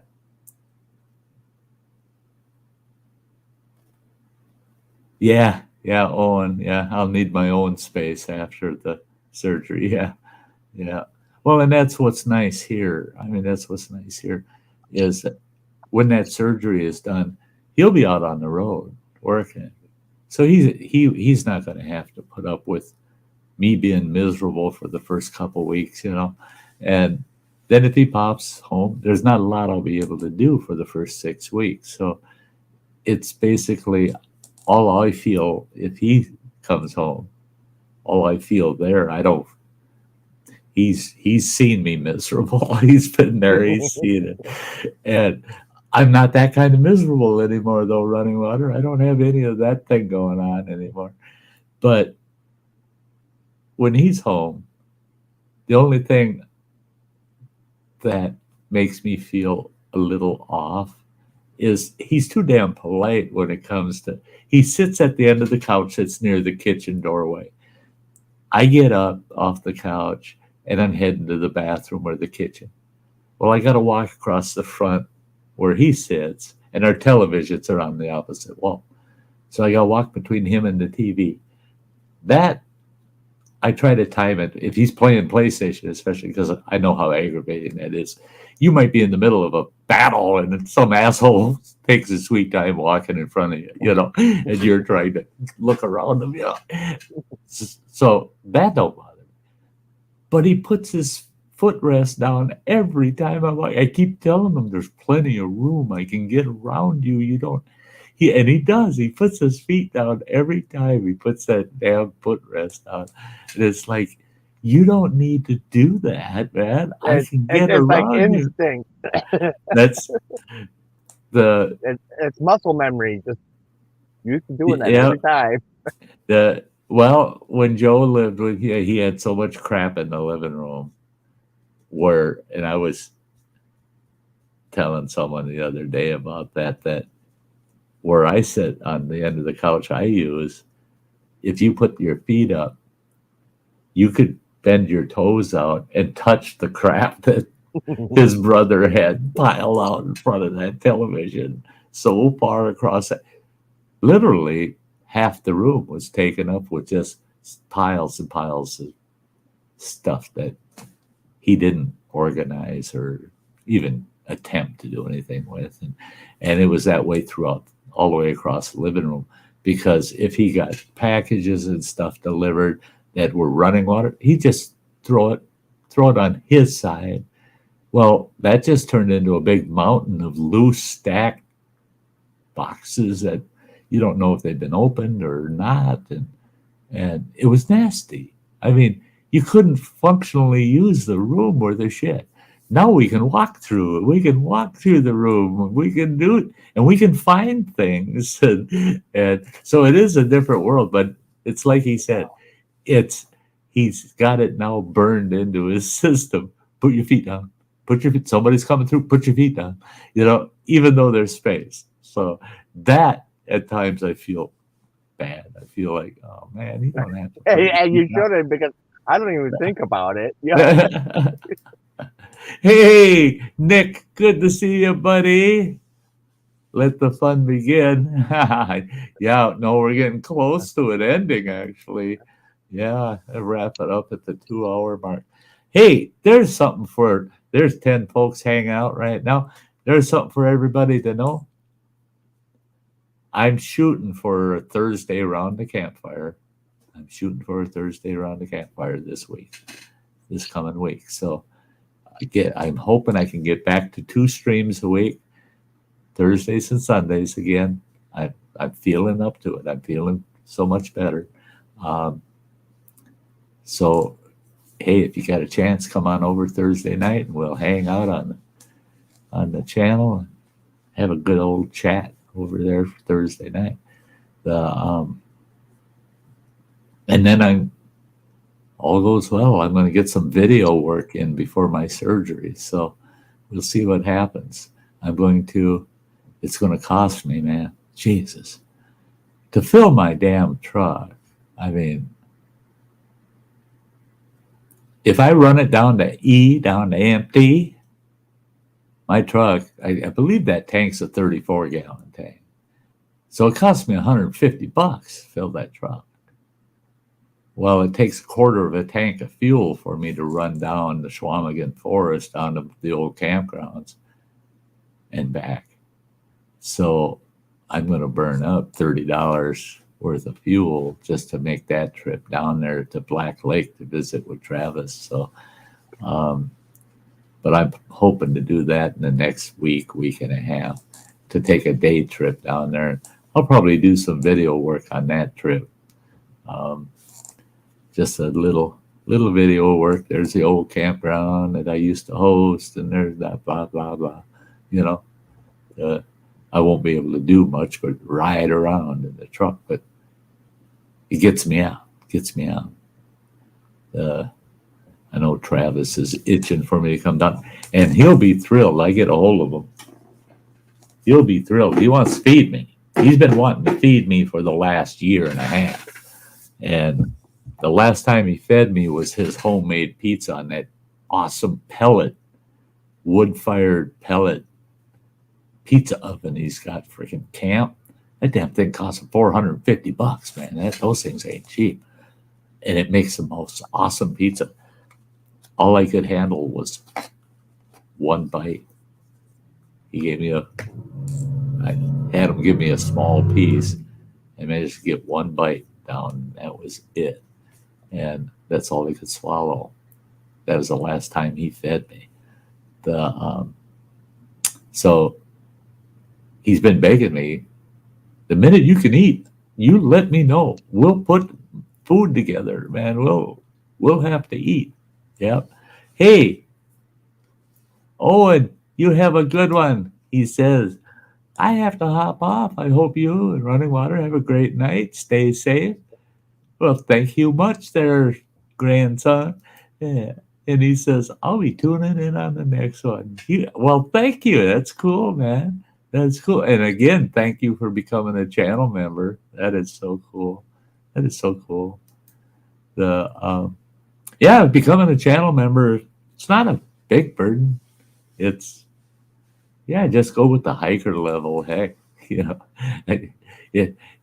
only reason to go as a camper or an outdoor lover is to get that t-shirt or the hoodie, Otherwise, just go with the hiker. It's $4.99 a month,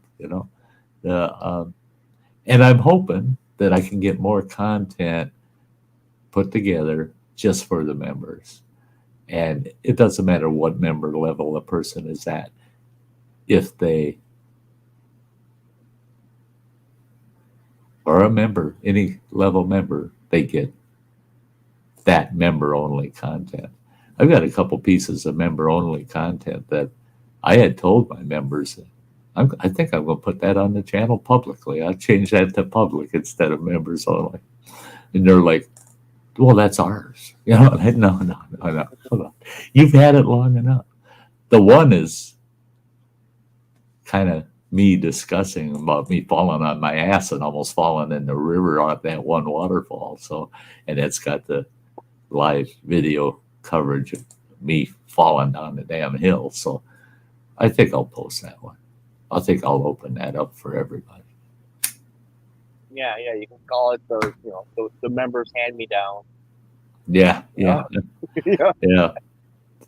The no longer member video.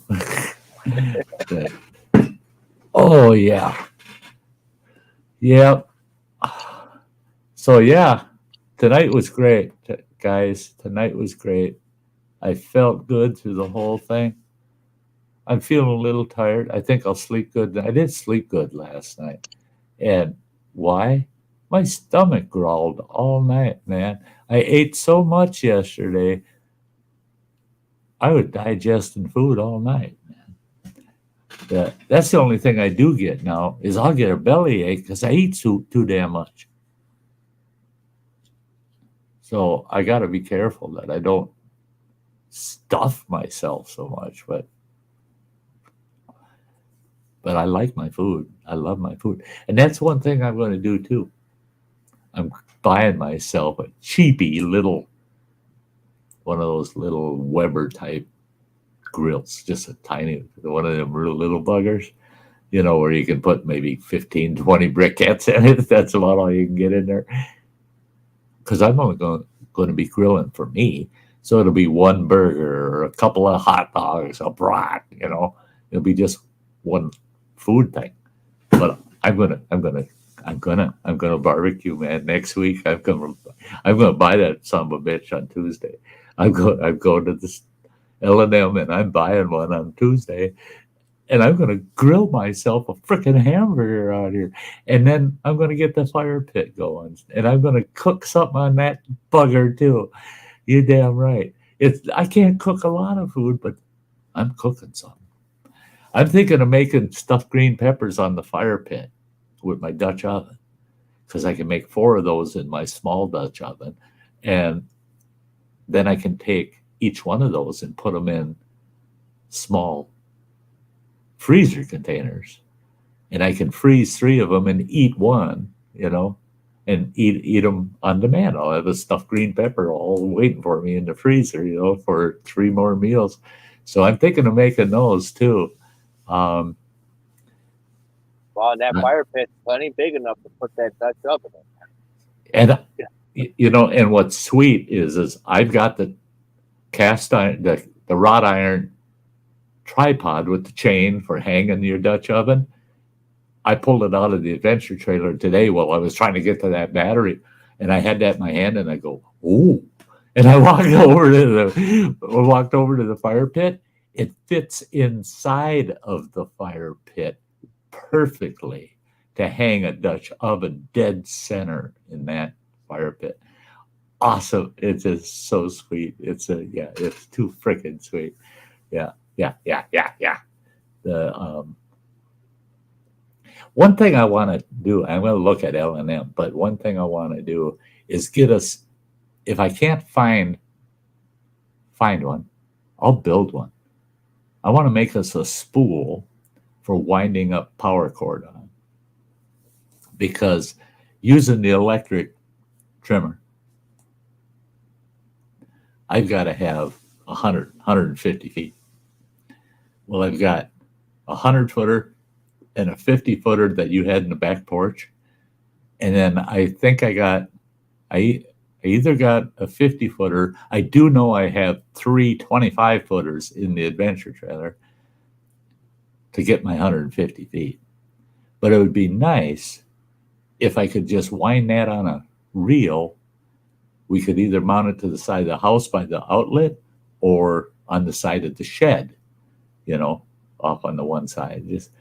And someone put on to me, they said, "Why don't you get yourself one of them?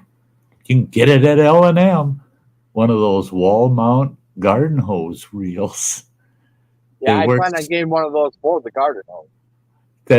So I noticed. So I might get. The weed. Yeah, I'm pulling that out, by the way, in the morning too. That's coming out of there so that I can get in there, clean that all up, and finish brushing that all up. I snipped everything off of there. The big thistles are gone and shit. Yeah, I'm having fun. But yeah, I might get one of those, and I'm thinking we could mount it on the shed, kind of where Joe's truck was parked there, but on that side, but back towards the door close, and then just leave a long enough piece out that reaches the outlet, and you can wheel that shit off and wheel it back on, so yeah, we'll see what I can see at L&M, if I can buy it rather than build it. At this stage of the game, I'd rather do that.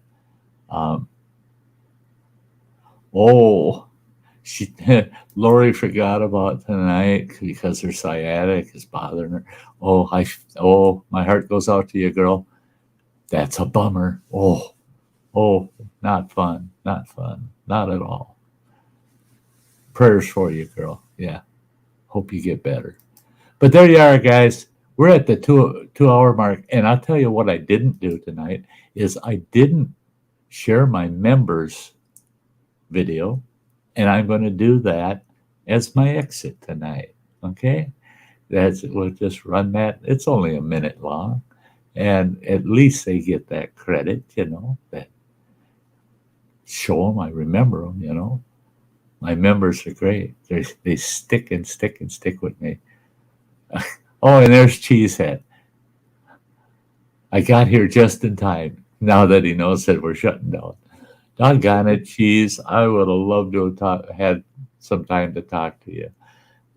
There's Tattoo Alley. There's Ronnie saying, "Have a good night, guys. Looking forward to seeing and hearing from you. Unfortunately, my organization skills failed me, and I lost your number years ago. Thoughts and prayers heading your way." Thank you, Ronnie. I love you, brother. And we'll get in touch. We'll work it out. We'll get in touch. You betcha.